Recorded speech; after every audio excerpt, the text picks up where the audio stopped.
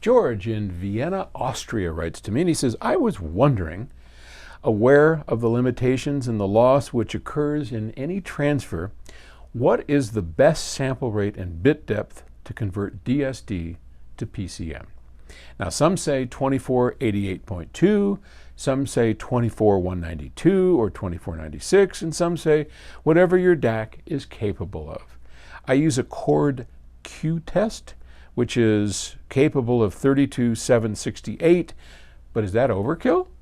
At my age, 60, and suffering from tinnitus on the left ear for 35 years, and I can't hear much above 6K, no more than 12K on the right, but despite that, I still enjoy well-recorded music on my Accuphase and Buchart 300s and Wharfdale Linton Heritage speakers very much. DSD is definitely the way to go, and I use it whenever possible.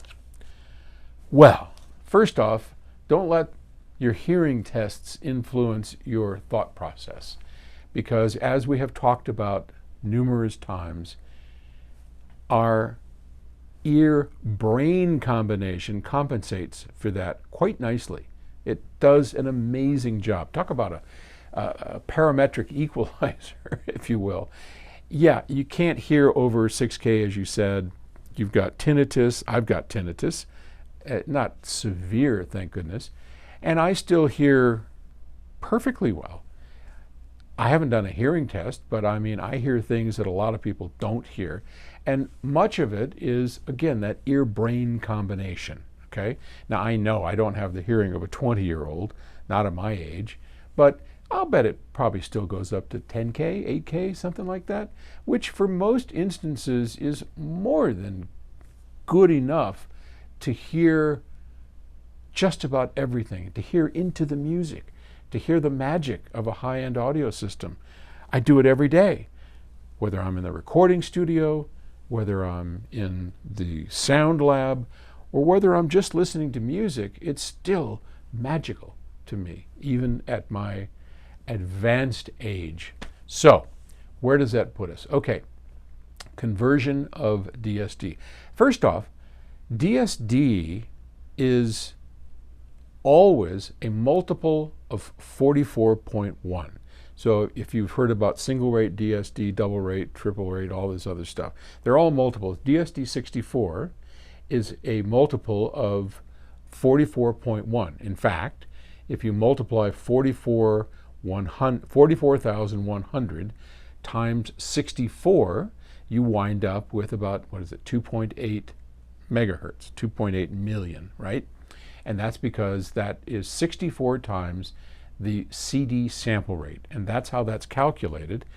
So DSD 256 is 256 times higher speed than the CD rate of 44.1.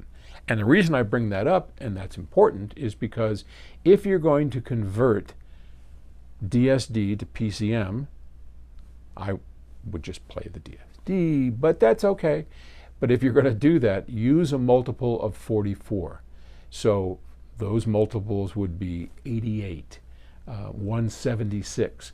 Don't use 192. Don't use 96. Those are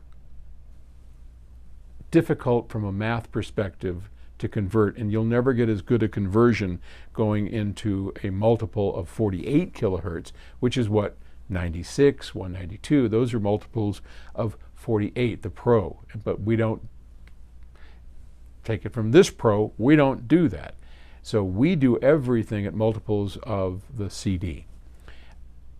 My go-to, because this is what we do in the studio, is 352. So 352 has been dubbed DXD. And, okay, whatever. It's 352 PCM. It is a doubling of 176, right? Which is, well, you can do the math on that.